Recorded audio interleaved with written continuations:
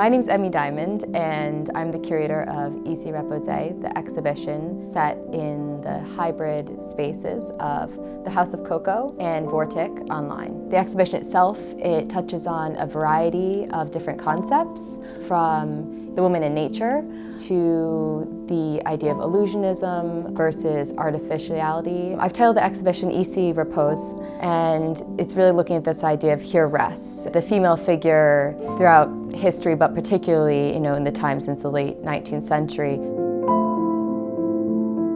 This exhibition, it came about where Vortic approached me to curate a show.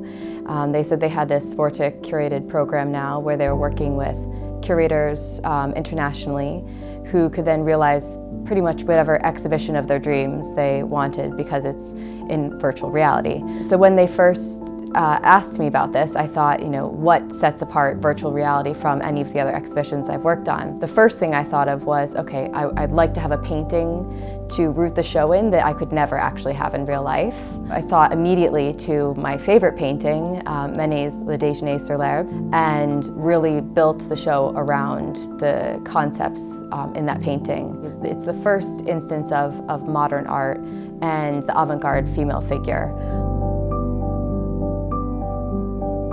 So from there, I looked to one of the other historical artists, which I really enjoy, Suzanne Valadon. People really don't know of her, but she was really one of the first commercially successful women, early 20th century. She's remarkable particularly because she was self-taught in a time when women, of course it was very difficult to have any career, any real formal schooling in art. And she went on to create these paintings, and they were very forward-thinking for her time. And it's just such a wonderful example of a woman who has really created her own life at a time when it just wasn't possible. In building an exhibition, sometimes I have my initial ideas and then I just go for it, and then I let the images tell me what the story is. It's kind of, you start to find the thread amongst them, because you almost can't overthink it too much in the beginning because you also don't know what's available out there. So I did bring in some contemporary artists as well. The ones that are in the room here are London-based artists particularly, but I also have emerging contemporary internationally as well. Some of the artists include Nick Devereaux, and then we have Jill Button. She creates these more gestural, intimate paintings. I should also mention that I have Anna Blom, who's quite different from the other artists in that her work is much more abstracted. Here in the penthouse, I've pulled a selection of work from the Ici Repose exhibition on vortic.art. I've chosen particularly artists that are based in London, so that's really the core thread that brings these works together in the space. I think that what I'm most interested in people feeling when they come to my show is curiosity. Asking questions, like looking at Anna's work and trying to understand how that ties into the subject, and looking at Vanessa's painting and wondering about the person's life who's being featured. That's exciting to me.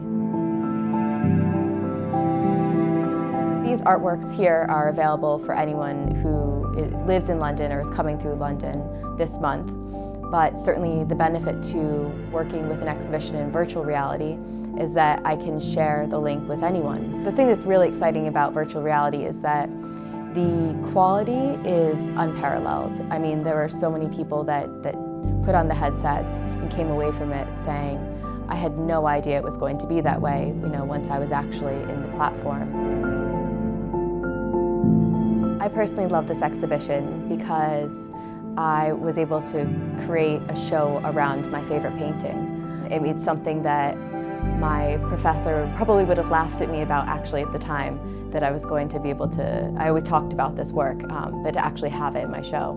The show is on for the next 3 months, but after that it'll be archived, which is definitely a benefit, of course, for working in the virtual realm, because all the exhibitions I've had over the years, I can look at photographs and have the memories, but I can actually, still experience the show in however many years from now.